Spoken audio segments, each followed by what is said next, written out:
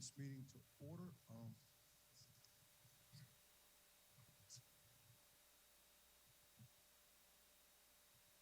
Clifford, could you please give us an invocation, please? What's going on in our world, especially for our brothers and sisters in Ukraine. Let's pray. Father, we thank you for the privileges that you give us, the opportunities to serve. We could actually be in Ukraine, or we could have been born some other place in the world, but you allowed us to be here. And so we pray for our sisters and brothers who are in harm's way. We ask that your will be done, protection, and we just pray for our country and pray for our world, that it will be the place that will put a smile on your face. But we ask it all in his name. Amen. Amen. This time we'll take a roll call. Mayor Pro Tem, are you here? Councilmember Reinbach, you here? Councilmember Anderson is out of town on business. Councilmember Arnett? Present. Councilmember Spears? Here. Councilmember Waddell? Present. Okay. And the chair is here. Tony, I do need an agenda here. I don't have one, I'm sorry. Good, give me one.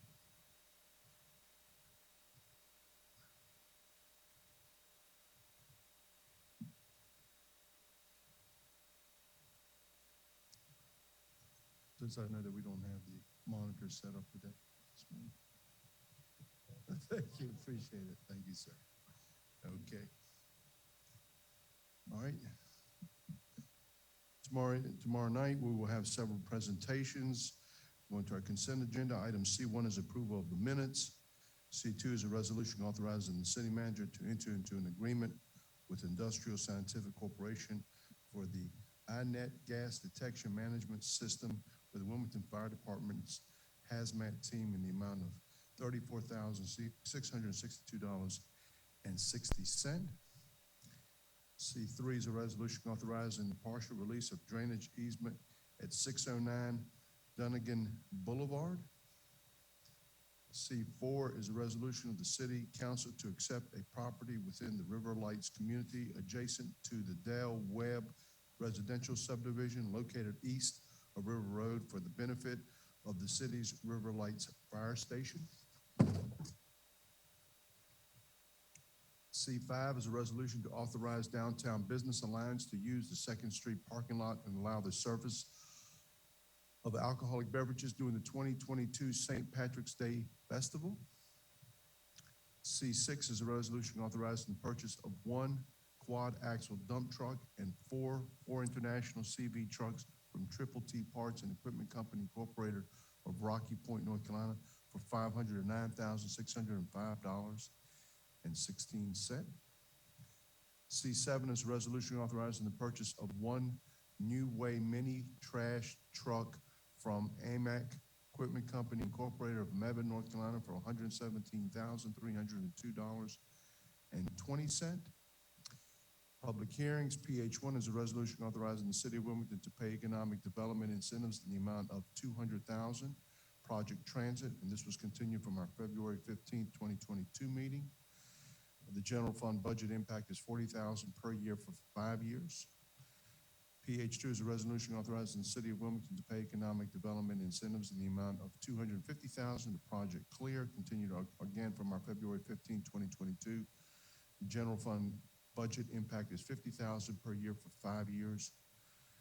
PH3 is a resolution authorizing the City of Wilmington to pay economic development incentives in the amount of $200,000 to Project Buckeye, and the budget impact is $40,000 per year for 5 years.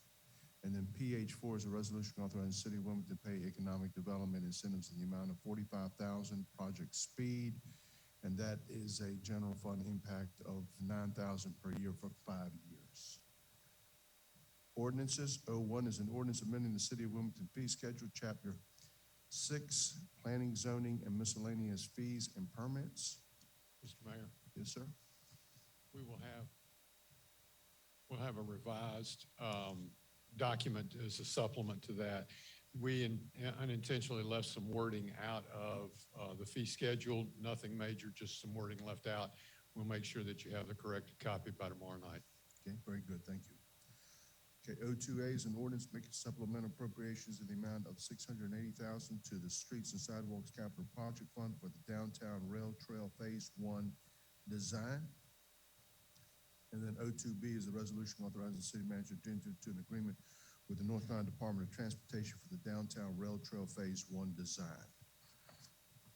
And then our resolution appointing fire chief is R1, and R2 is a resolution authorizing the city manager to enter into a professional services agreement with the Wilmington Health PLLC for management of the Employees Health Clinic.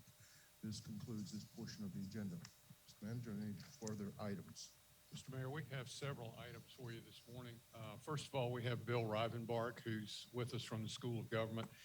Councilman Rivenbark saw, no relation, by the way, Councilman Rivenbark saw a presentation that Mr. Rivenbark had done and wanted to make sure that council had the benefit of the information provided in that presentation. So if you will give us about 45 minutes or so, Mr. Rivenbark will be glad to give us a presentation. Councilman, do you have anything you'd like to add? I just wanted to say, audits are not, when they come before the audit committee, the work's been done and it's not real sexy, but to hear the way Mr. Rivenbark presented it, it presented it in a different light that I'd never seen before, and it was very, very interesting and gave me a different perspective on what goes into the audit, what all is involved in it, what we should be looking for. So with that said, those are my comments. I hope everybody will enjoy as much as I did.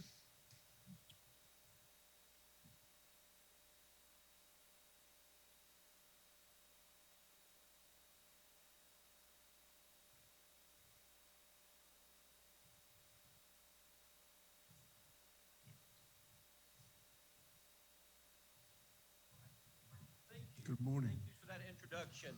And we have 45 minutes scheduled, but typically material is around 30 minutes. And so I've built in some flexibility for questions as we go along. So please just jump in. I do 3 or 4 of these a year around the state of North Carolina, talking to various councils, commissioners about the financial condition of the organization. And normally when I get into those statements, I can find hiccups. I'm going to go ahead and get to the punchline here with Wilmington. I had a hard time finding any hiccups with you. You're in good, sound financial condition as of June 30th this year, and I'm going to provide some metrics on demonstrating or backing up that comment as we go.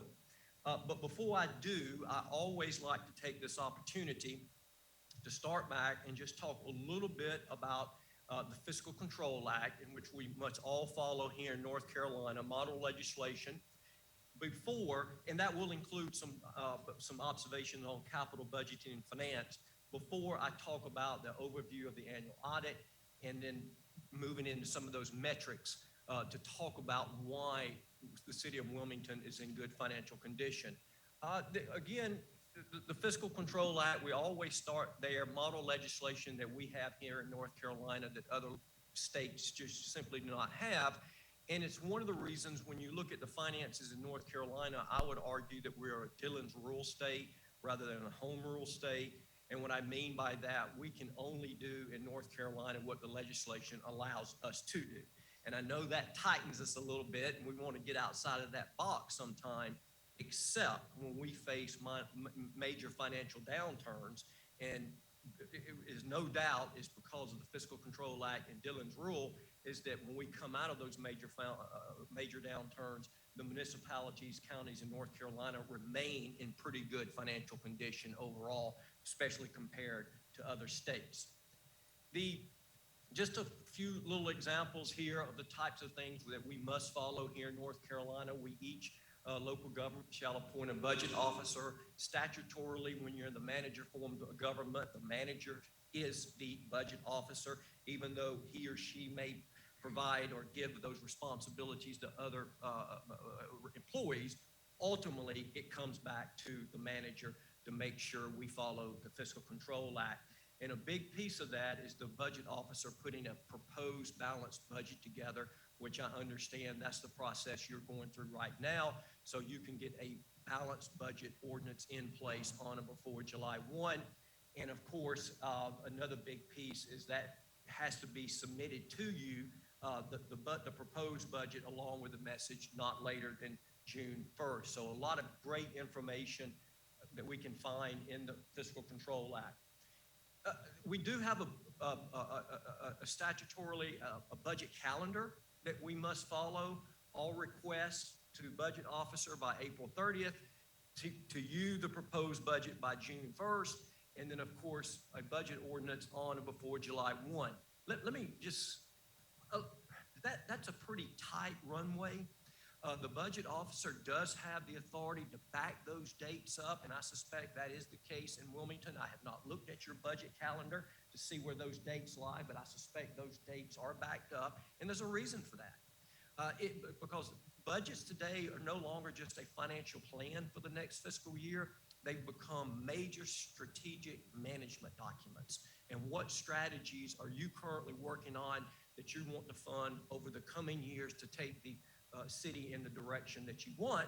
And when you start talking about strategic planning, we need to back those dates up. And obviously you're involved in that process right now of getting not just a balanced budget in place, which is required by law, but getting the policies in place that's going to take the city of Wilmington in the direction that obviously you want to go in. And very important, but ultimately this is the balanced budget amendment where we have to have this by law. And rather than providing the words, I will throw it up here from a visual perspective where we go through looking at the following fiscal year. I know you're doing that right now. We were talking about some of the sales tax forecasts, and sales tax is an odd bird right now because we're collecting sales tax in records amounts. After 2 years of not spending any money, I think we're finally starting to spend money again, and you're reaping those benefits as well as a lot of other places here in North Carolina. Getting those estimated revenues in place. And we're very accurate here in North Carolina with doing that because we do rely so heavily on the property tax. And of course, as you know, that's very inelastic. And so we can be very accurate with those estimates. The law does allow you to appropriate some fund balance if you want to help balance that budget where it does equal appropriations. One little side note here. If you do appropriate some fund balance to balance your budget, that does not necessarily mean at the end of the fiscal year you're going to have less fund balance. The budget is a financial plan looking forward. And let's say you balance your budget with $500,000 worth of fund balance. But when you come to the end of the fiscal year and actual revenues exceed actual expenditures, fund balance is actually going to increase. So I just throw that out to make sure that the budget document, as we know, is a plan looking forward and to determine what actually happened, in which we're going to look at here in a few minutes about what has actually happened. We must go to the financial statements at the end of the fiscal year and dig in to those types of metrics, some metrics I'll share with you to determine what type of financial condition we're in.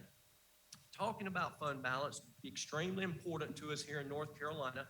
And yes, we have an animal at the state that also has a vested interest in our fund balance, the Local Government Commission. And we have to send our financial statements to the LGC, as you know, and they make those calculations as well. And while there's no law on the book stating your percentages when it comes to fund balance, the LGC plays a big role in what we look like our cash reserves do here in North Carolina, because they ultimately have the ability, well, they don't have the ability, they have the ability to approve our debt. And so we have to follow, obviously, the recommendations when they have that type of authority. Great reasons for fund balance, working capital. We collect our revenues, property taxes, January, February, so we have to have the cash to get to the next fiscal year. Emergencies, you would know that better than me, sitting here on the coast. A source of capital financing, and I'm going to zero in on one of your policies, financial policies, that talks about this, where you, that's my Southern slipping out in me. I am from Alabama, so I get a pass on that one. That you have to even have some property tax earmarked to go into your debt service fund to pay for capital. And I think that's a best practice. The first time I actually saw that was I was doing some work for Aspen, Colorado, no place, some consulting work, and they had earmarked some property tax. And this is the second time I've seen this, and I really think it is a best practice to make sure you have some pay-as-you-go financing where your capital is long, in addition to debt. Your bond rating agencies really like a lot of cash reserves, and you have that. And then finally, we can dip into your cash reserves from time to time for balancing the budget. And as elected officials, I would not push the panic button. If you see that, just please ask questions. You know, why are we doing that this year? Do we have some capital we're going to be looking at, et cetera, et cetera? And when you do see the budget coming to you balanced with some fund balance, just follow up on with some questions there. And we all push, of course, from the School of Government through our essentials of municipal and county government. We really push elected officials to adopt a fund balance policy, and you do have a fund balance policy in Wilmington. And Jennifer was kind enough to share with me your financial management policies here in Wilmington. And it states that shall make a minimum unassigned fund balance equal to 20 to 25% of the operating budget, and you're well above that. Now, the metrics I'm going to show you is being calculated by the LGC. And the LGC calculates fund balance as a percentage of expenditures differently than how you're calculating it. And it's going to be much higher than the way you're calculating it. Yours is more of a conservative approach here, and there's absolutely nothing wrong with that. Why I'm talking about financial management policies, a couple of reasons. I would probably say there's 3 reasons that Wilmington is such in good, sound financial condition. One, you are following the Fiscal Control Act. That's obvious.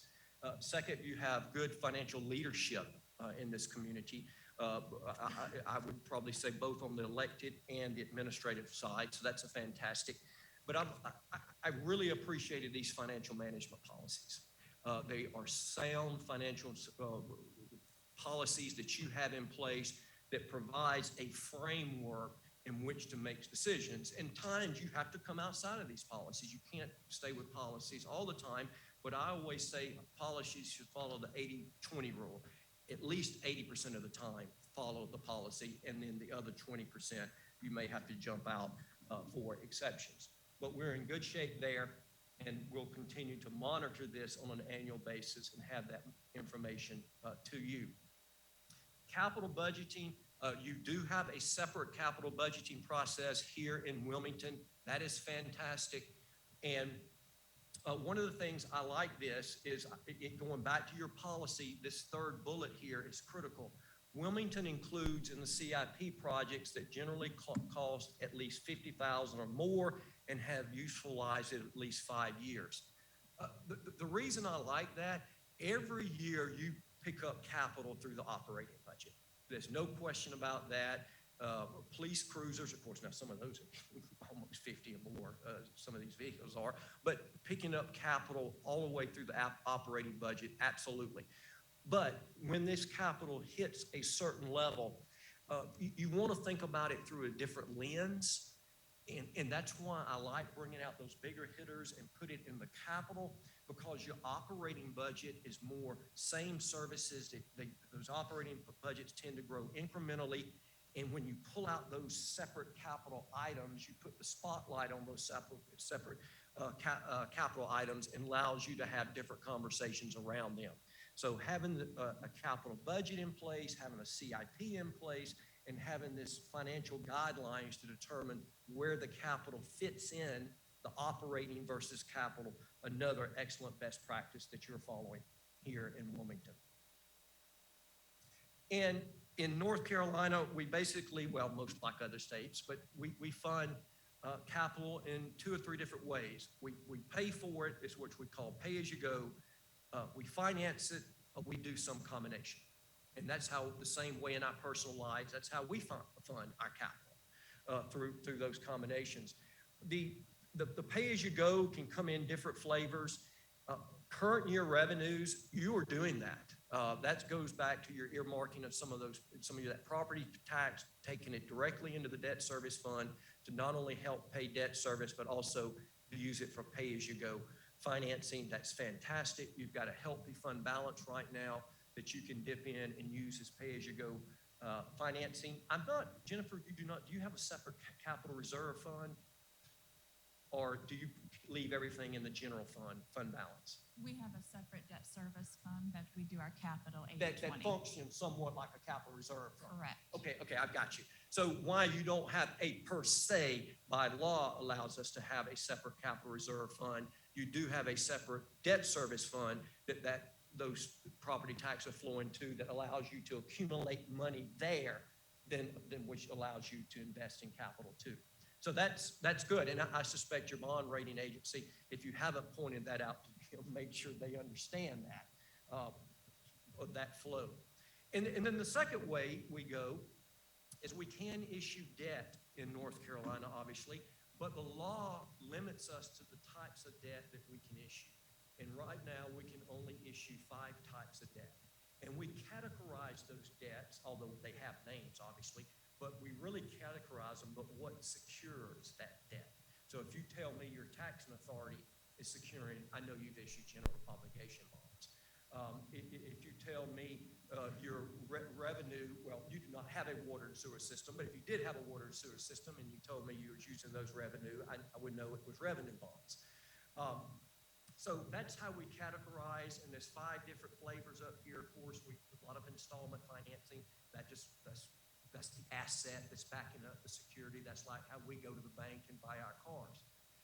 Let me pause here just a second and kind of go off script here. A lot of this can get very technical when you're starting talking about debt and the types of debt and how are you going to use the debt, and you can really fall off into a lot of the details here. I would encourage you, the board, be careful. Don't fall into those details. And let me throw out why. Let your administrators deal with the details.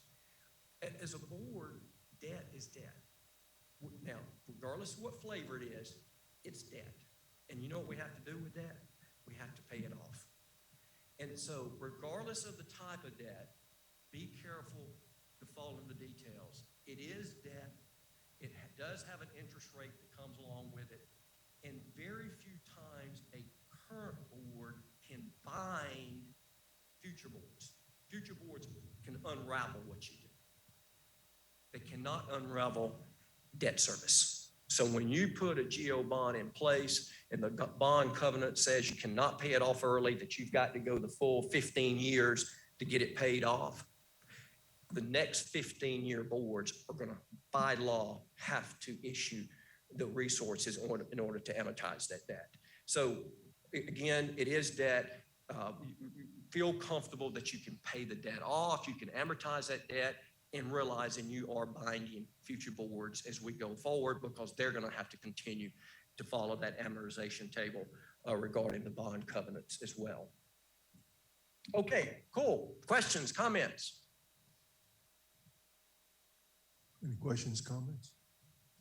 Just out of curiosity, on general obligation bonds in the state of North Carolina, has any community in the state of North Carolina ever defaulted on a GO bond?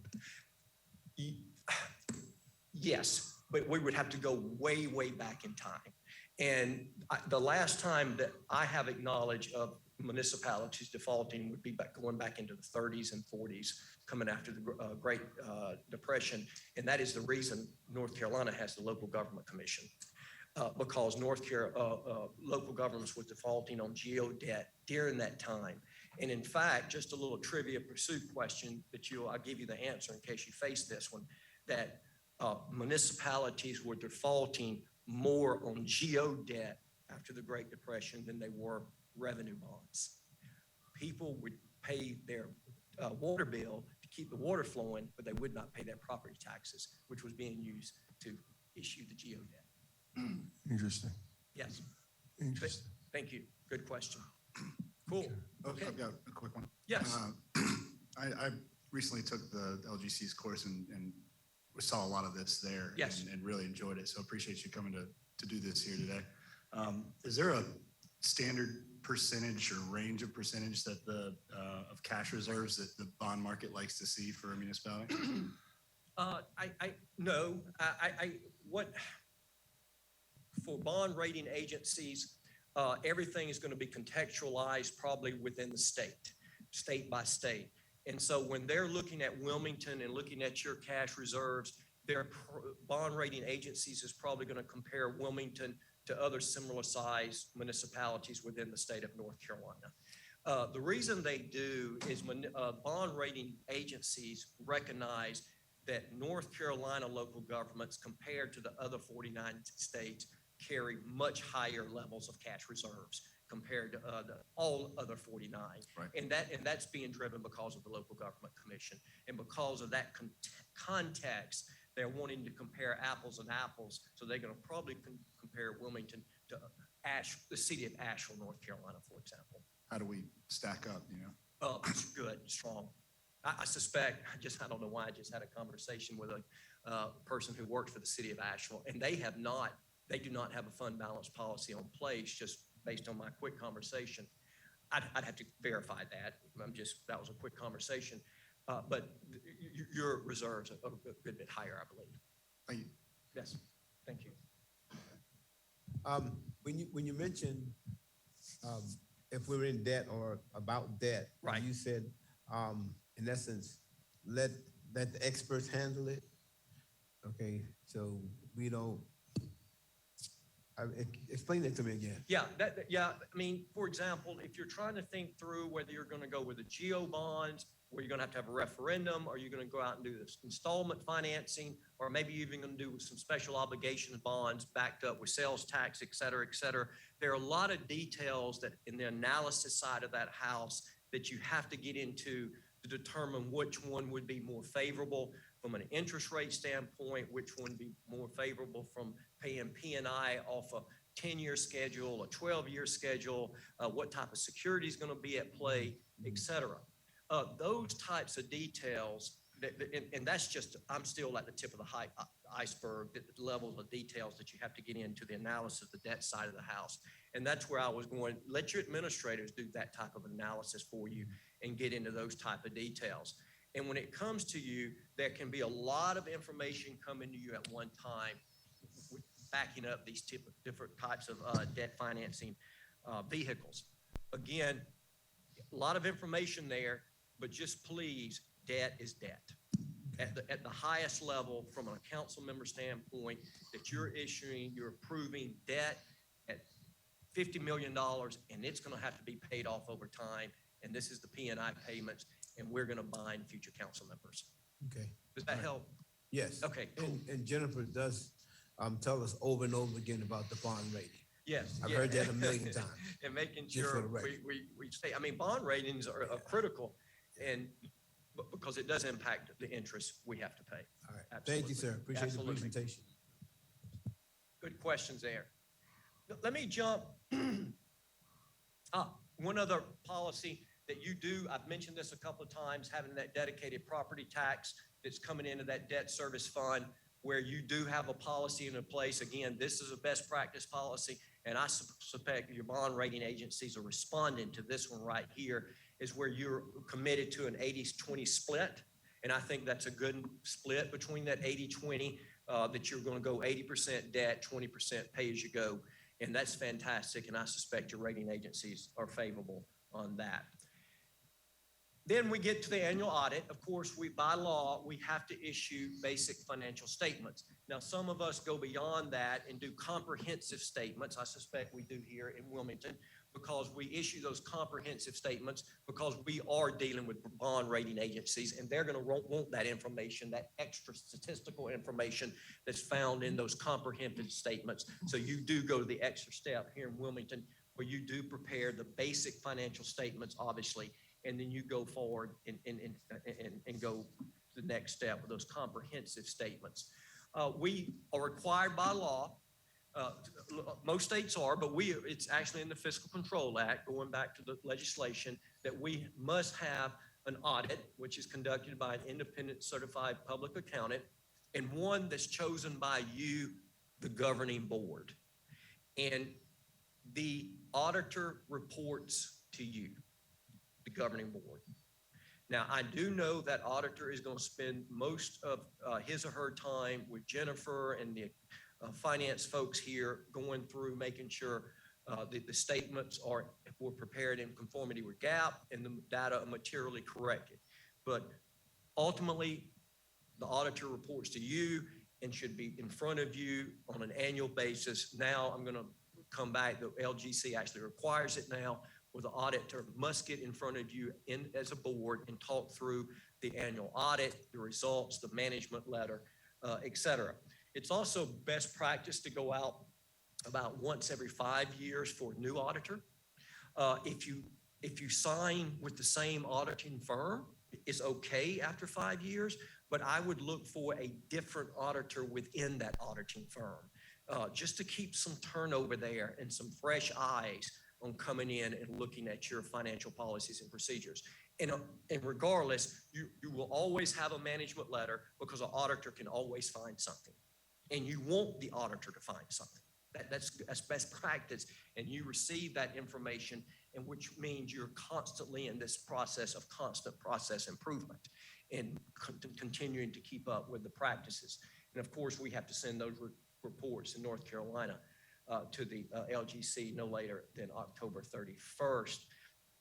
This is some new information. There's a lot of information up there, but to get to the punchline, the LGC now requires that the auditor, they must get in front of you within 45 days after the audit is complete. And one of the big things they must do is talk to you about the management letter, including some of the weaknesses that they found. Again, any auditor worth their salt will always find something, and you want them to.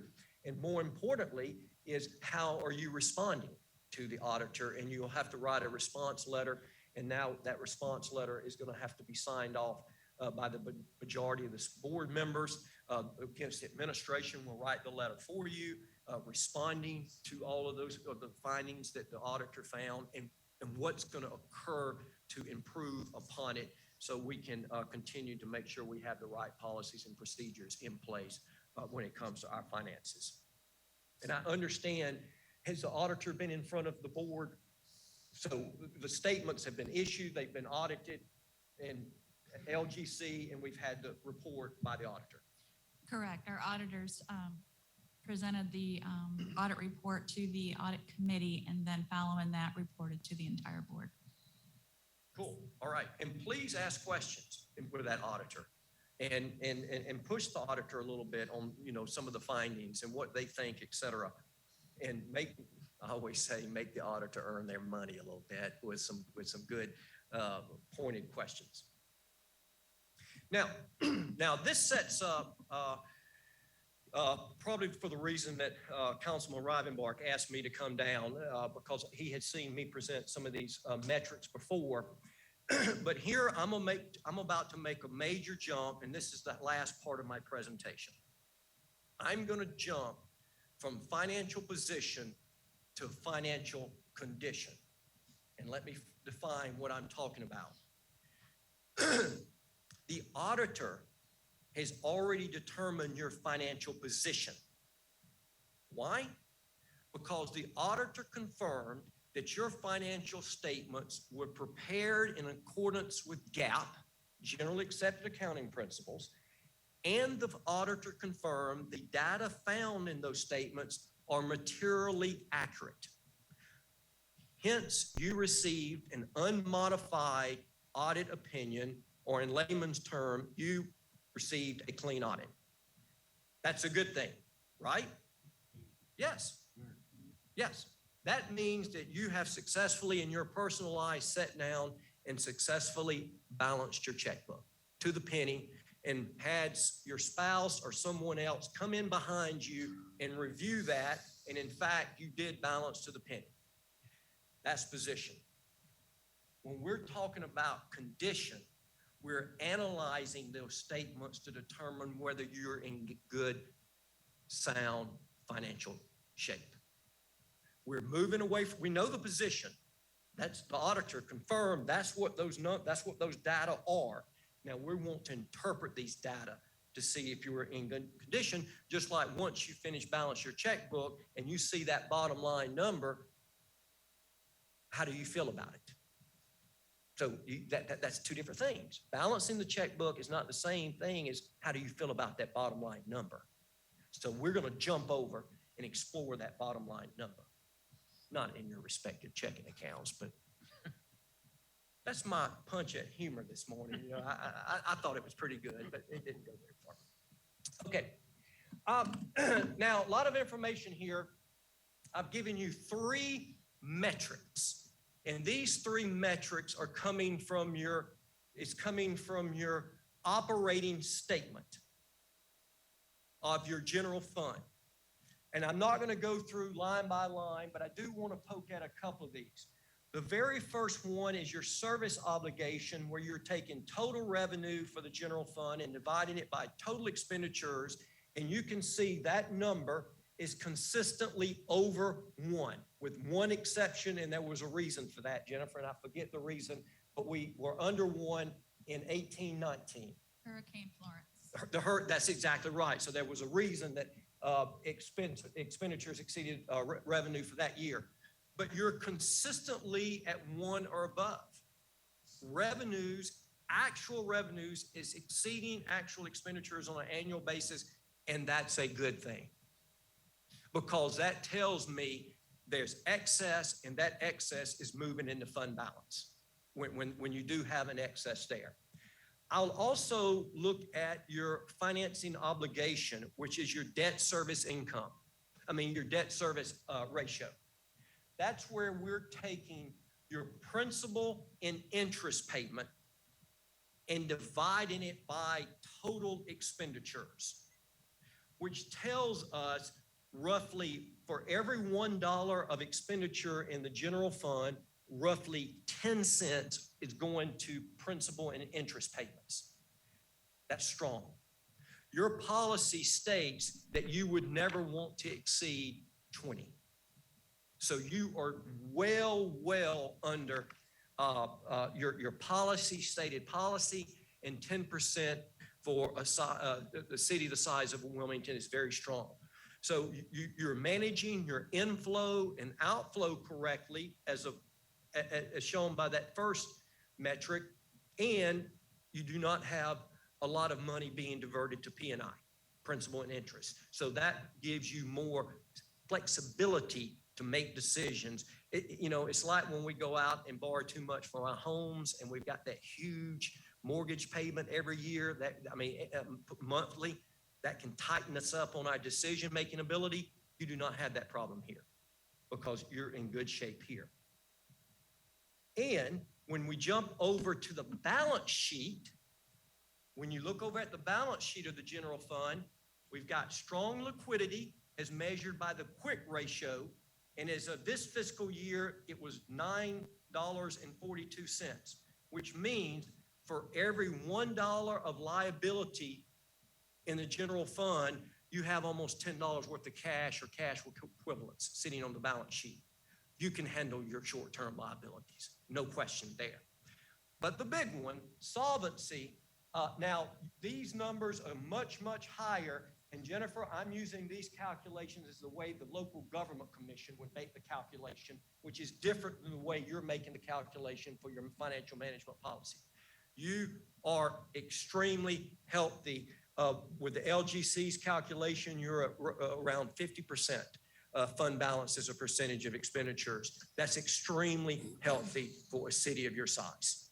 And which means even with your more conservative approach, you're well above your conservative approach. So you have got good liquidity and you have good solvency, and that's a good thing.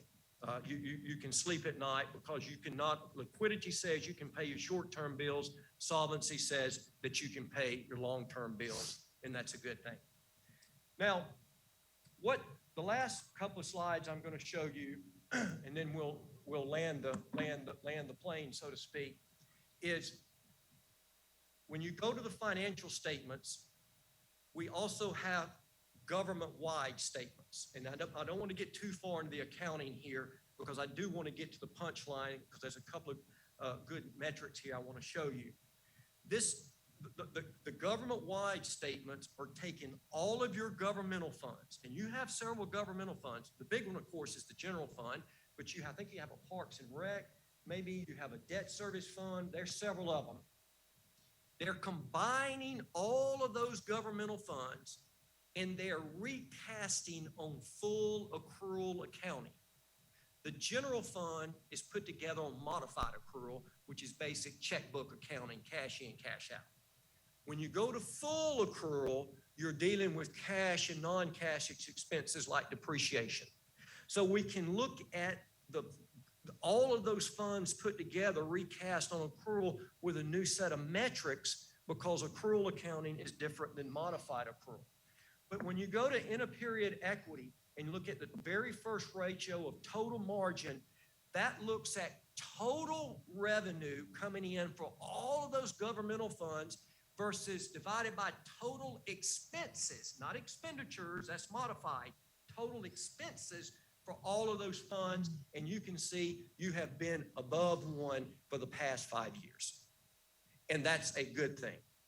So all the inflow is exceeding all the outflow for all of those governmental funds you had, and your financial performance, which is your percent change in net position, is constantly positive because of that flow.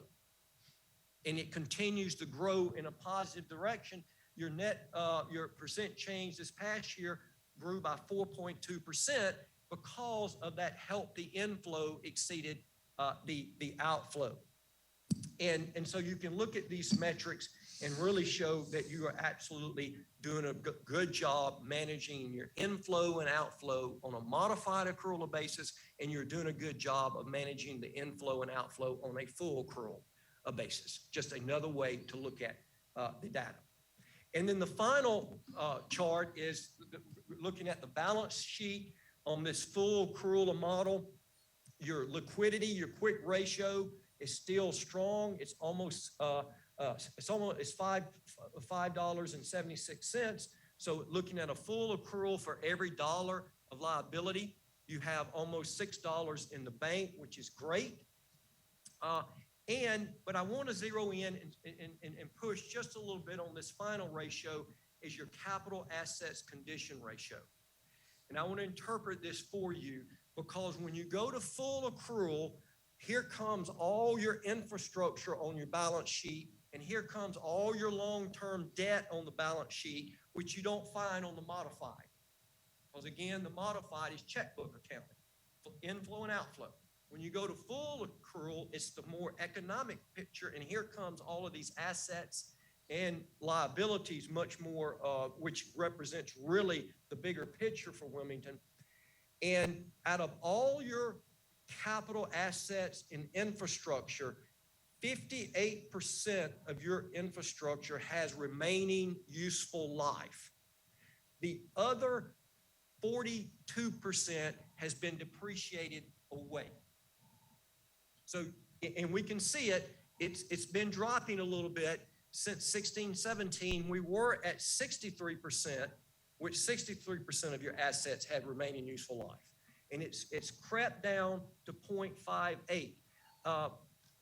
If I were just to punch, if I was going to punch at any aspect of your financial condition, and I'm really splitting the hair here to poke this, to point this out, but I would encourage you to keep an eye on that 0.58 and to continue to invest in your infrastructure at a level that we do not come under 50%. And that's kind of my benchmark for your general fund assets to never go below 50%.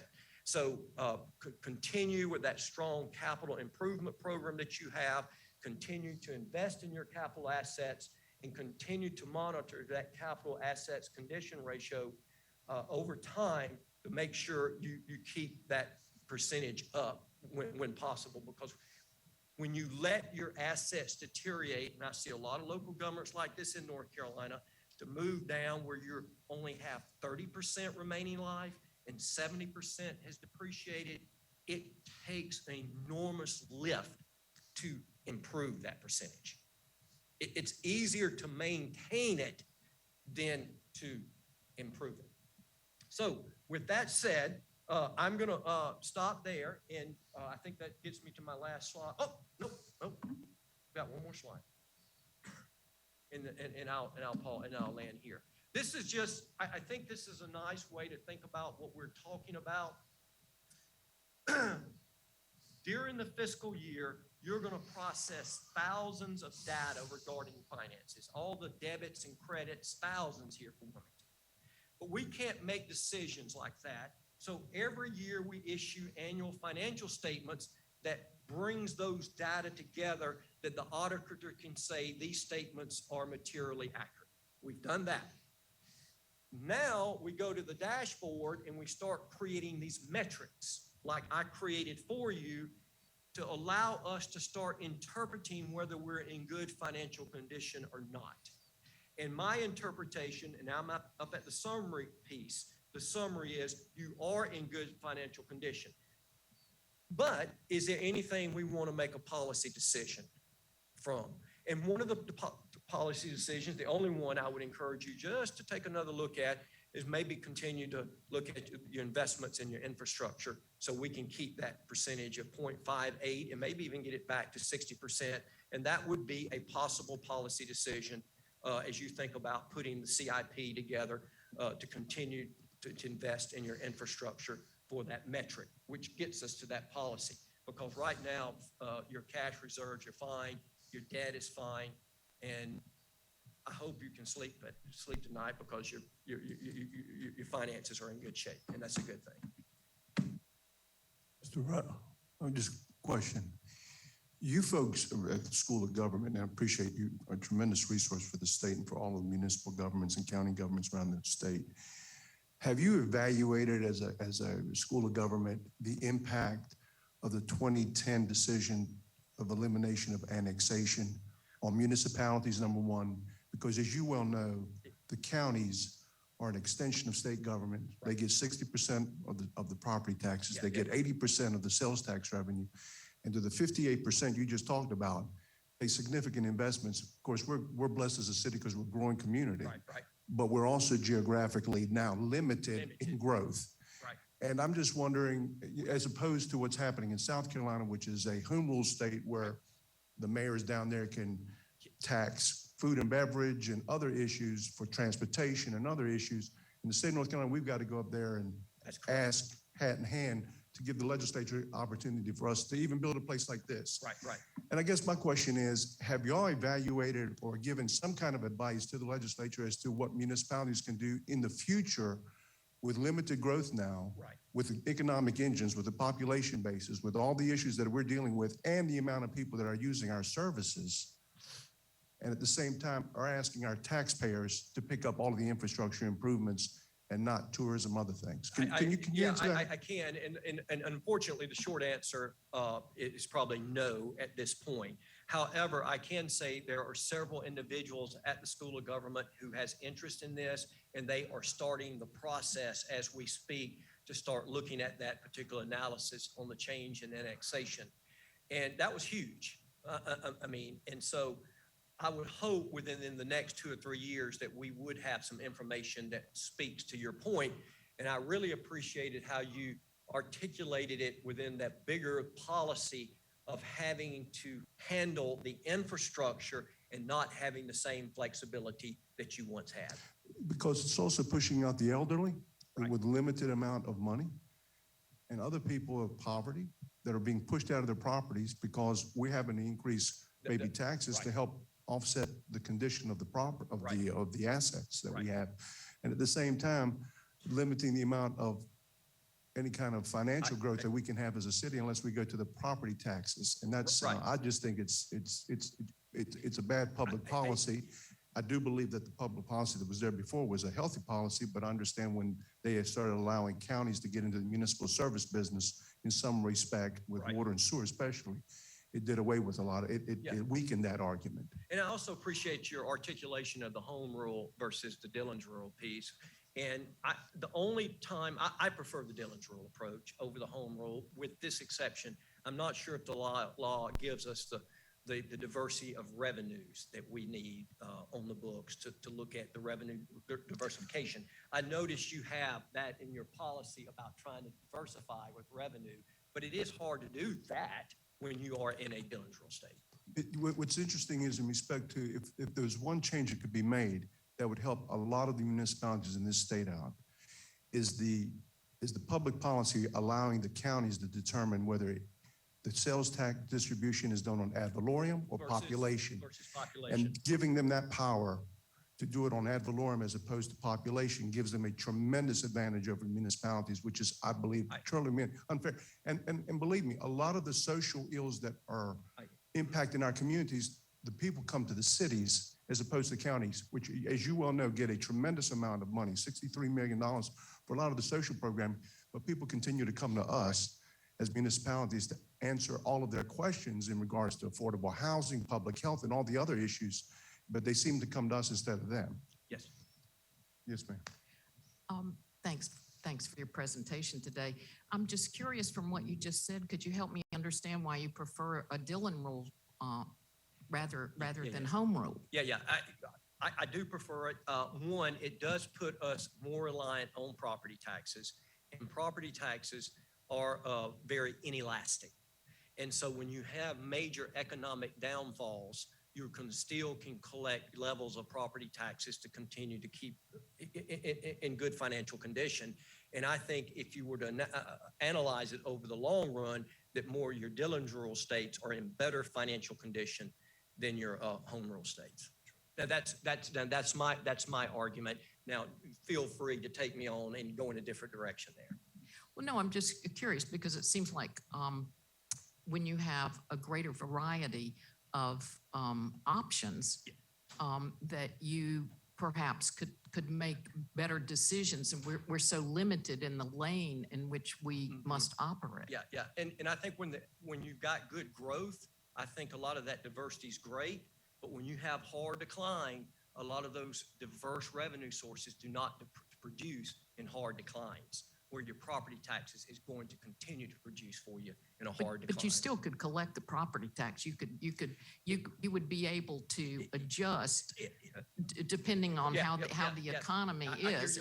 And we're strapped that we can't make those adjustments. Well, no, point taken. Absolutely. Thank you.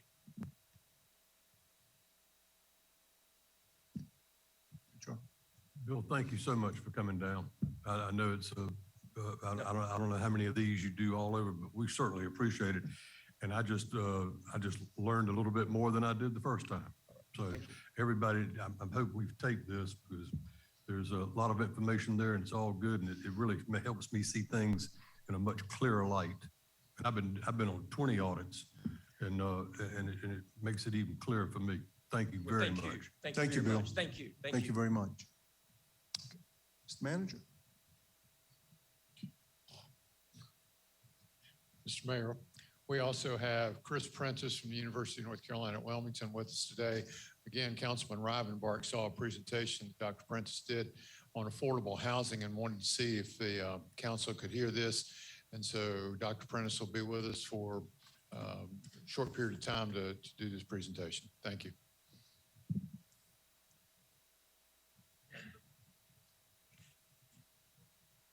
Morning. How y'all doing? Good morning, Chris. I'm going to take it back a couple slides. There we go. Y'all are gluttons for punishment, bringing in a couple academics first thing in the morning, but off we go. I was invited here to talk about housing affordability in the Cape Fear. This came on the heels of a presentation I offered a couple weeks ago. I am here in my capacity as director of the Center for Social Impact. I want to tell you just a little bit about who we are so you have a sense of what resources are available to you within this community as you conduct your important work. Center for Social Impact has been around a couple years. We are UNCW's front door for social innovation and impact. We envision a community that uses data, evidence, and best practices to collaboratively produce innovative solutions to our region's most pressing needs. How do we do that? Well, we are an interdisciplinary, community-engaged research and service center. We have folks from public health, nursing, social work, sociology, economics, supply chain management, data science, all coming together collaboratively to think about some of the issues that we face as a community through a more multidimensional, multifaceted lens to produce, we believe, richer insights. These are usually insights that are born from rigorous analysis of research questions defined by community members. So we work closely with Cape Fear Collective. Novant, and many other community partners. They tell us what issue they're facing, what question they need answered, and we dig in, produce reports, dashboards. Everyone loves a dashboard these days, or other actionable insights for their use. Typically, I'd be here or in another place to present findings that we produced, folks in the center. But in this case, I've actually been invited to collate, if you will, and present findings from 3 different recent reports, 2 of which were commissioned jointly by you and the county. It's the Bowen National Research Housing Needs Assessment, the Uncg's Affordable and Workforce Housing and Public Opinion Study, and then also Cape Fear Collective's Inclusive Economy Report. That was an omnibus report, if you will, of 5 different studies, 2 of which were completed by the Center for Social Impact. So I'm going to be pulling together elements of those 3 and walking you through some charts. Full disclosure, I am not the housing expert. I'm a data and analytics guy. I'm a generalist that knows how to interpret some of this stuff for folks. So I'll walk you through everything, but if you want me to give you a whole slew of solutions, I'm probably not your guy. I can connect you with the people that are smarter than me and know that stuff though. Yes, sir. Is that better? All right. Okay, so let's go ahead and jump in. There's a lag between this and that, so I'm trying to figure out whether I should hit it another time or whether I should just wait. There we go. I think before we jump in and talk about the findings from it, it's important to understand the purposes that these studies were commissioned for. The Bowen report intended to present past, current, and projected demographic characteristics, present and evaluate employment trends and shifts in economic drivers in the region, determine current characteristics of all major housing components within the market, and provide housing gap estimates by tenure and income segment. So this was a purely quantitative analysis using predominantly publicly available data. The place the Bowen folks started was in population growth. We all know this. The chart that you see before you is purely the empirics behind it. From 2000 to 2010, the city of Wilmington grew by 18.7%, the county by over 26% in that period. From 2010 to 2020, we also saw a period of rapid growth within the city of nearly 17% and over 17 in the city, and then over 17% in the county. We're projected, based on Bowen's calculations, to grow even more just between 2020 and 2025 of over 7% within this region. What does that mean? Well, we got a lot of folks coming in. We got to find a place to put them. And to that point, we move to the next slide that talks about the changing demographics. It's not just the same folks. Population ingrowth and population outgrowth is the same. What we're seeing is actually targeted population growth, specifically in 2 demographic areas. Individuals that the Bowen report called aging millennials, aged 35 to 44, and then older individuals, 65 plus. Those are the 2 areas that we're seeing massive population growth, and we're anticipated to have even more. By 2025, Bowen suggests that the largest segment of the population within the city of Wilmington and New Hanover County will be individuals aged 35 to 44. Now, the largest growth is actually happening among retirees 65 plus, but the largest segment will be 35 to 44. What does that mean? Well, that growth will drive demand for maintenance-free housing, housing to allow seniors to age in place, and affordable housing for residents raising a family, right? So that connotes that we have specific interests around certain types of housing units that we'll need to provide for moving forward. Bowen also took a look at housing availability. Keep in mind, this is 2020 data. I think we all know just from our own experiences, anecdotal, over the last couple of years, things have changed, and these numbers have probably tightened up even more. Nonetheless, at the time at which they did the study, market rate housing, which is the largest segment of housing availability in New Hanover County, was almost 96% occupied, with at the time 630 available vacant units. Market rate tax credit housing had the lowest occupancy rate at about 63%, but keep in mind, that's a very small segment of our housing availability. There were only 96 total units available at the time. Tax credit government, and government subsidized were all largely occupied, anywhere from 98 to 99+% of those available housing units were occupied at the time, for a total housing occupancy rate of around 96% in 2020. Now, we anticipate that's probably even higher now. So what's the story? The story is we are growing in the area. We already have a lot of housing already occupied. So what does that lead us to? In the Bowen report, they want to know what our housing gap will be. How many of different kinds of units at different income levels are we going to have, and how many are we not going to have? In this chart, there's a lot there. The first two columns are essentially the income-related items. You can look at it a different way. The third one is the price at which people at that income can afford housing. And the very last column, the one all the way to the right, that's the one I'd like you to focus on, shows the housing gap, number of units that we won't have enough of at every different income level, okay? The top half of that chart are renters. The bottom half are for sale. Now, I'm aware you're looking on your TV and my laser pointer is up here, but I want to focus on a couple things. Those two numbers bottom right, it would be easy to think we don't need to worry about the housing gap there, even though it's the highest, because these are folks with means. They'll figure it out, right? It would be a mistake to think that, though, because then they're going to be buying up all the stock available to folks that have less money. If there's nothing out there, then they're going to be buying up the cheaper homes, driving up the price for everybody else, and exacerbating the number of units available at the lower rate for individuals without as many means. I also want to focus on the top number, the very top number in the last column.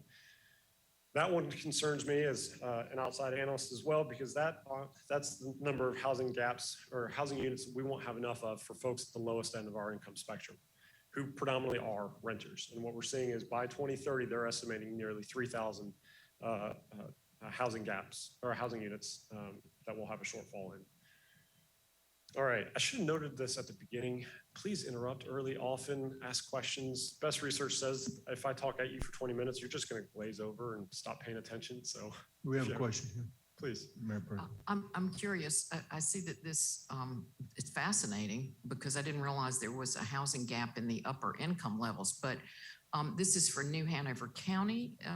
Do you have that broken out for the city? Unfortunately, I do not from the report. I have it for New Hanover County. Some of these slides vacillate back and forth between county level analysis and city level analysis. Some of that is a factor of the available data that they had at their disposal, but unfortunately, I don't have that. Yeah, that would be a curiosity because it's very clear here what's needed overall. So that would be a curiosity since we just deal with the city. Oh, absolutely. And if I had that information, I'd be happy to provide it. Any other questions, substantive or clarifying? Chris, just, Yes, sir. and this has always fascinated me, the university, because of the 18,000 students that go to the university, it eats up a lot of the rental units that are available. I know that the first year somebody goes to school, in many cases they are in the dorms. The second year they usually get an apartment. And of course, that has driven up a lot of the demand for rental units, especially around the university. But the continued growth of the university at 500, 1,000 kids a year that they bring in, that I don't see that slowing down in any way. And I would imagine, from my perspective, it's one of the largest growth engines in regards to population into the community. Are they counted in this calculation or are they not counted? They are. They're counted in this calculation. And later you'll hear me talk about cost-burdened households. That segment of the population that you're discussing are probably one of the main drivers of the percentages that shows a very high level of houses that are cost-burdened within our region, specifically in a census tract around the university because they're students. So yes, they are captured in these. So do we know that, I know at one time it fluctuates, you know, it's been as low as 22% of the population of the student population has been housed on campus, has gone up this high as when you put additional units on campus, which, you know, got up to about 44%. And then there's a number of years that goes by where there's no building going on and then it kind of filters or matriculates back down to 20%. Is there I'm sure there's been some discussion with the university in regards to their housing plans moving forward, since they have, you know, some significant property there on campus and they can go higher than we can in other parts of the city. And they have, I'm stepping a touch outside my area of expertise, but just, I drive by it every day. They have added a couple new dorms, so there has been some expansion on campus as a means to house more and more students as we continue to grow as an institution. I don't know future plans though. Okay. All right, I'm gonna move on to the UNCG findings. UNCG did, UNC Greensboro, the center over there that focuses on workforce and affordable housing, did an analysis as well as a public opinion study. Their purpose was to present information, perspectives, and insights from advocates, activists, builders, and developers across, a whole litany of stakeholders. They had multiple modes of collecting information. They did a survey. They also did focus groups. And I'm just going to outline a few of their key findings. This is purely qualitative research, but I wanted to present where I could the percentages or empirics of these findings. They found that almost 88% of respondents agreed that safe, decent, affordable housing should be a top priority for local government. That number was steady, almost 87%, supported infill in neighborhoods with vacant or underused lots and urban areas. Additionally, they found about 80% of respondents stated that safe, decent, affordable housing should be a top priority for local government. And finally, they found that 63.5% of respondents reported that they worry they are spending too much of their income on housing costs. And what I can tell you from later slides, preview, yes, those are well-founded worries. They are spending, many of our residents are spending too much. Now, it would be a bit simplistic to present all this information that says our population are in support of solutions without also stating that they found a large degree of NIMBYism. They found in their report that affordable housing as a term was almost seen as a dirty word among many of the respondents in their focus groups specifically, who said, yes, we support this kind of thing, but not in my backyard. So that's certainly something that we would have to overcome to recast affordable housing beyond just housing units for this subpopulation of our residents versus this is an issue that all of us can and will feel, as the previous slide that shows the housing gap across all different income areas displays. Interesting. Finally, I want to present some findings from Cape Fear Collective, the first of which is going to be from their Inclusive Economy Report. I noted that earlier. The purpose of their report was to highlight opportunities and challenges to building a regional economy that is prepared for the future and aligned with perceptions and promises of America as a place of equal access to upward mobility and economic prosperity. Their findings, now some of these, once again, will be at the county level, some will be at the city level, but their findings demonstrate that housing prices in New Hanover County are going up and they're outpacing our sister counties throughout the region. So their area of interest, Cape Fear Collectives, is an 8-county catchment area in southeastern North Carolina. Those are the gray lines at the bottom of that chart. The black line in the middle is the median for the state, the median housing price index by county for the state. The blue line at the top is New Hanover County. This is all controlled for inflation. What this is showing is that we are climbing, housing price is climbing at disproportionately high levels compared to others within our region, but then also significantly above the state as well. What does that mean? Well, the higher price of housing is influencing individuals across the different income spectrum. This next slide, sorry, there's a lot on there, but I'm going to try and unpack some of this for you. What you see before you are salary ranges by profession compared to 2 different figures. Those figures are the dotted lines that are running north-south. The first is fair market rate for a 2-bedroom apartment. And the second is what's called a self-sufficiency standard. The self-sufficiency standard is essentially a cost of living index that was developed by these really smart people over at the University of Washington. It takes into consideration things beyond just housing and says, what about childcare costs and education and things of that nature? Yes, Chris, forgive me. I want you to start back that over and speak loud and clear. Okay. And make sure everybody understands exactly what this thing is telling us. I will be happy to do that. Starting with the salary ranges. I'll start there and then I'll move over to the cost of living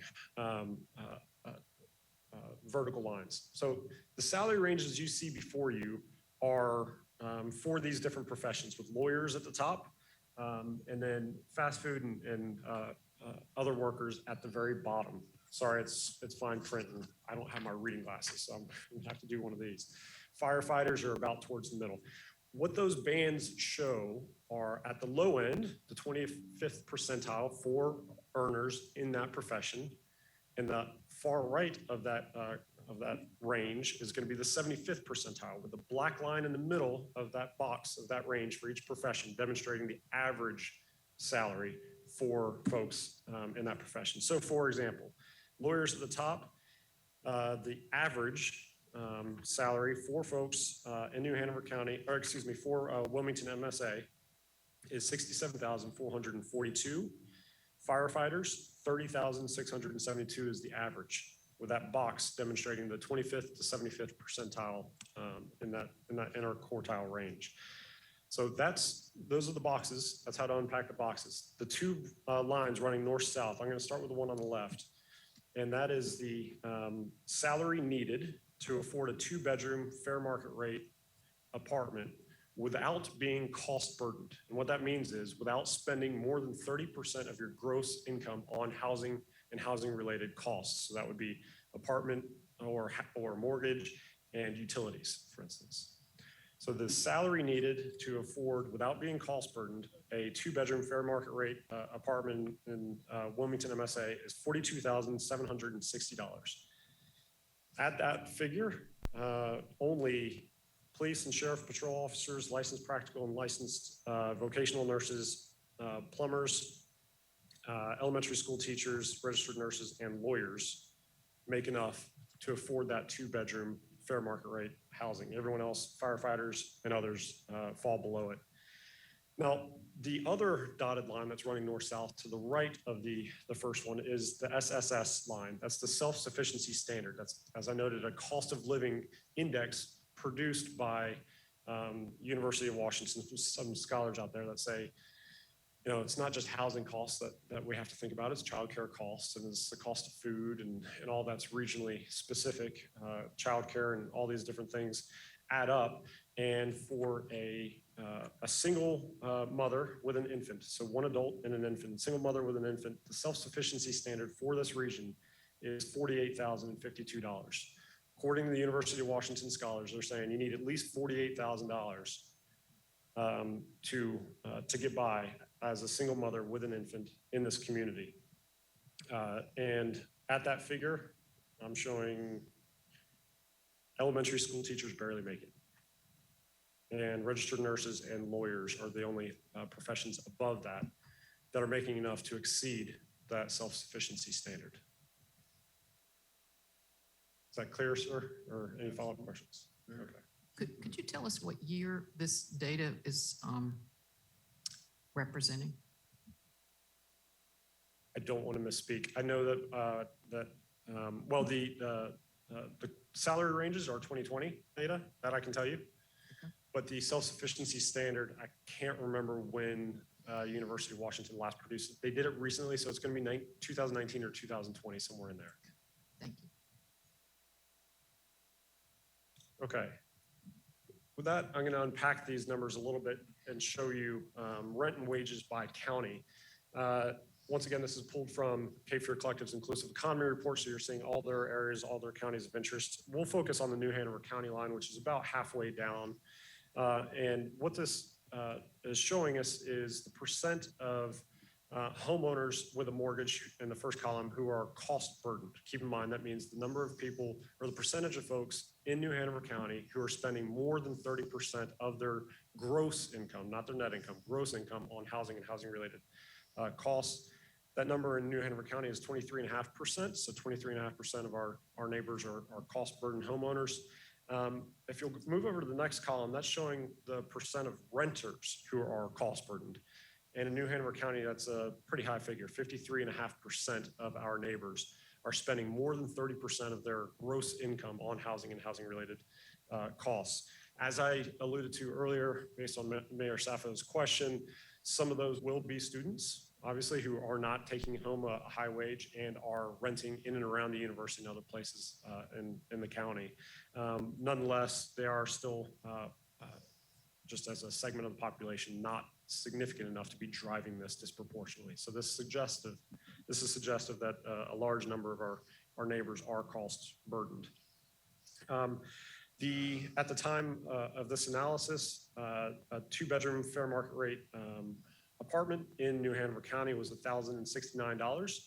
According to their analysis, to be able to afford that $1,069 apartment without being cost burdened, that you would need to have an hourly wage of $20.56. So to be able to afford the fair market rate 2-bedroom apartment in New Hanover County, they're saying you need to make over $20 an hour to be able to afford it. In reality, the estimated hourly renter wage in New Hanover County is just under $14 an hour. Well, you look over to the final column, they're saying if you're only making about $14 an hour, then to be able to afford a place without being cost burdened, you would need that apartment to be $726. So the delta, or the difference between $1,069 and $726 is what they're trying to highlight with this chart, saying we have 53% of our population in New Hanover County who are cost burdened.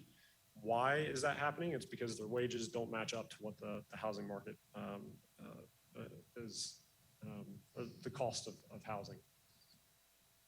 Last thing I want to show you is a slide on severe housing problems. Now, this does not come from their inclusive economy report, but it does come from Cape Fear Collective's Healthy Communities NC dashboard, which was released last week. If you haven't seen it, I encourage you to take a look.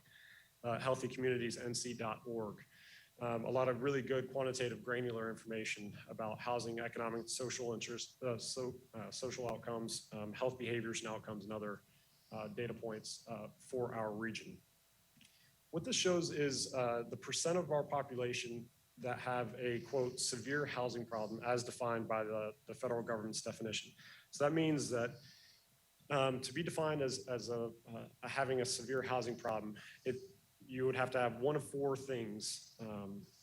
That is either a lack of complete kitchen facility, a lack of complete plumbing facility, overcrowding, or severely cost burdened. Now that word severely makes it a little bit different than the definition I've been giving you to this point. I said cost burden was you're spending 30% or more. Severely cost burden means you're spending 50% or more. And as we already saw in that last slide, 53% of our population are somewhat cost burdened. There is a segment of our population that is severely cost burdened, spending more than 50% of their income on housing and utilities. What you see before you is a snapshot of the 25, well, for lack of a better term, worst, most severely cost burdened counties out of the 100 in North Carolina. New Hanover County is number 11 on that list.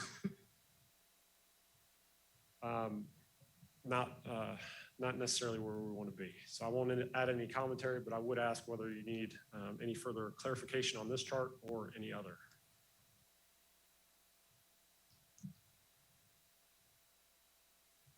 All right, I'll add just a touch of commentary. 2 things. When I was talking about this presentation to a colleague of mine a couple weeks ago, the word bleak came up, and I couldn't disagree more. Bleak, it's only bleak if you think we can't do anything about it. I do believe that we have within our means the ability as a community to come together to do something about the issues that we face. Number 2, part 1B, I'll say I know this group has done many things to try and address this issue over the years. Made concerted, multifaceted efforts to address affordable housing, and that should be noted and commended. The second thing I'll note is somewhat anecdotal. The problems that this is where my area of expertise comes in. The problems that we face are not singular. They're all interrelated, multidimensional, right? You don't fix housing without fixing health. You don't fix health without fixing food. You don't, right? All these things are intertwined and interrelated. It reminds me of something that Dr. Phil Brown always likes to say, which is food is medicine and housing is health, right? I brought, in my work with Cape Fear Collective, we brought 140 different leaders throughout the community, some probably in this room. I think Mayor Saffo, you may have been there. brought 140 people from across different areas of industry within our community, housing and transportation and public health and education and, medical providers, into the MLK Center, the gymnasium over there. Put these 140 community leaders in extremely uncomfortable plastic chairs at wobbly tables and said, we're putting you to work. We're trying to understand and identify what we called the metrics that matter. What data do we want to capture and track over time to see if we're moving the needle on any of these with our interventions? Had everybody at their own table. The biggest finding that we found at the time that is most relevant for today's discussion is it didn't matter which industry you came from. Didn't matter if it was transportation or environment or housing or education or health. The number one most important feature or the number one most important data point was housing affordability. Housing affordability. Every single segment of that room came back after a long 2 or 3 hour session and had coded everything, and we tracked it all that said housing affordability was number one. Mental health was number two, if you're curious. So I'll just put that out there as a final just anecdote, personal experience that I noted the importance of housing for our community. So with that, I'll pause and see if you have any questions for me. Any questions? Yes, sir, Mr. Burnett. When you did the workshop the other day, and we were in that housing conference, and someone made the statement, something like this, that said, no matter what you think about housing or who you think housing is affecting, it's really affecting all of us. And I think you mentioned it earlier when you said that, when people think about affordable housing, they automatically think of a certain group. They always think of not in my neighborhood. But that statement that the person made was that basically, when we think about housing, it's affecting everybody, because that's the problem we have here in our city. All right, thank you. Good presentation. Yes, Thank Good you. to see you again. Likewise. Kind of. Anybody else? Thank you. Thank you, Chris. Appreciate it. Thank you. Carl? Mr. Mayor, we have one further open session item. Late last week, Mike Kozlowski emailed out to you a report with regard to the Scientific Drive construction project and the pursuit of additional funding from the state of North Carolina to go along with that. Mike's here just to summarize what that email said to you and try to get some further direction from you with regard to pursuit of construction of Scientific Drive. Mike? Thank you, Tony. Thank you, Mayor and Council, for being here today. Back in 2016, the cost estimate for the Scientific Park Drive extension was $5.2 million. NCDOT recently updated their cost estimates for the projects in the State Transportation Improvement Program, and the new updated cost estimate is $10.4 million. Based on the agreement between the city and North Carolina Department of Transportation, each entity committed about $2.6 million for the project, and then anything above and beyond the $5.2 million would be covered by the city of Wilmington. I was asked to go back and talk to the department to see if the agreement could be modified, where it would be a 50-50 cost share. The funds that were secured from the state to build that project were economic development funds. And so based on legislative action, the legislative cap that the department could actually provide is only $3 million. Thus, there's a $7.4 million gap for that project. So staff has identified two potential options. One would be for the city to cover the $7.4 million, and the state would continue to move forward with the project on its current schedule. The other option would be to incorporate the project into the Independence Boulevard Extension project. In this, it would require the state and the MPO to find money through the Transportation Improvement Program.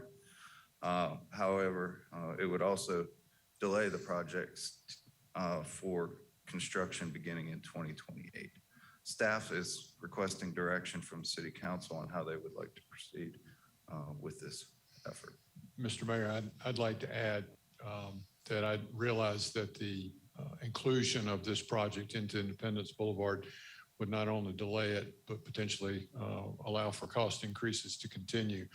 But the benefit, primary benefit of this project is to the state of North Carolina, or to the state of North Carolina, their ability to limit access to MLK Parkway.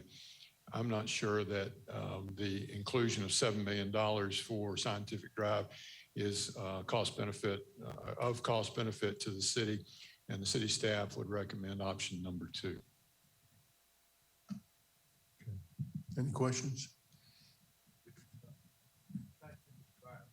That was the street that we were trying to connect with, like the food, not the food bank, but what's over there, Salvation Army or something? Yes, Yeah. Councilman Barnett, it was. All right. But we're recommending, you're kind of recommending number 2. All right. Thank you. Thank you. Thank you. One point of clarification is that design for this project has already begun, and according to the agreement, we are on the hook for a sizable amount of design thus far, almost $1 million, which would have to be paid as a result of already incurred expenses, but we still believe that's a better alternative than the ever-increasing cost of this project. What would that bring the total to? Well, per the agreement, the city provided upfront $375,000. And then the total was about a little over $1 million for the actual expenses to date. Per the agreement, the city, if the city were to walk away, the city is responsible for 100% of the cost. However, staff would reach out to the department and see if we could negotiate that based on this significant cost increase between the original estimate and the new estimate. What would be the total cost of the entire project? It's, Go ahead, Mike. well, the estimate for the preliminary engineering, the right of way, and the construction was 10.4 million. How much? 10.4. 4 million. That was the entire Third Street project. Yes, Mr. Mayor.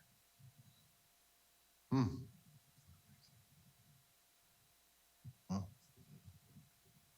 Yeah. Well, it looks the way the costs are going, won't be any roads built anyway, will there? Except up in Raleigh or Charlotte or Greensboro. They got the equity formula. Thank you.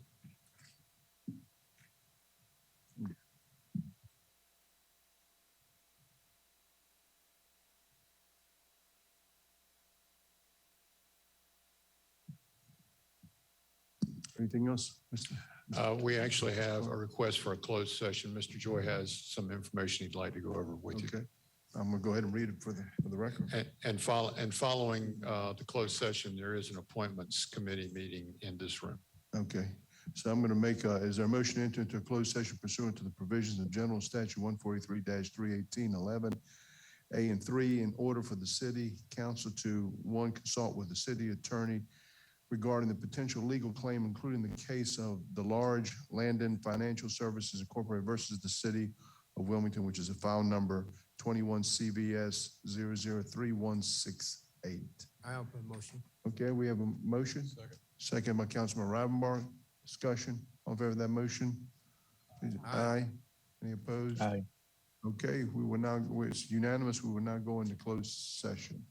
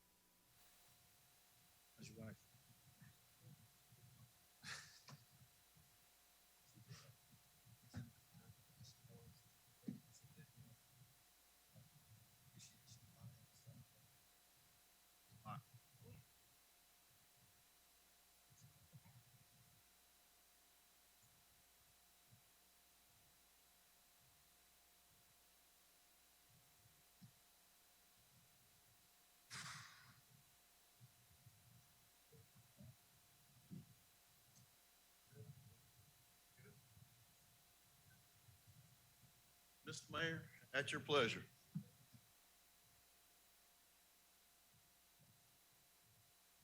Go. Okay, we're back from closed session. I will read the statement for the record. Is there a motion to authorize the city manager to settle the matter of delayed Landon Financial Services Incorporated versus the city of Wilmington, file number 21 CBS 003168 in the amount not to exceed $134,000. So moved. We have a motion made by Councilmember Waddell, second by Councilmember Barnett. Discussion? Okay, we'll have to take a roll call vote. Mayor Pro Tem, how do you vote? Aye. Okay. Councilmember Reinbark, how do you vote? Councilmember Barnett, how do you vote? Aye. Councilmember Spears, how do you vote? Aye. Councilmember Waddell, how do you vote? Aye. And the chair votes aye. The ayes have it. That passes unanimously. This concludes our agenda. We'll see you tomorrow night. This meeting stands adjourned.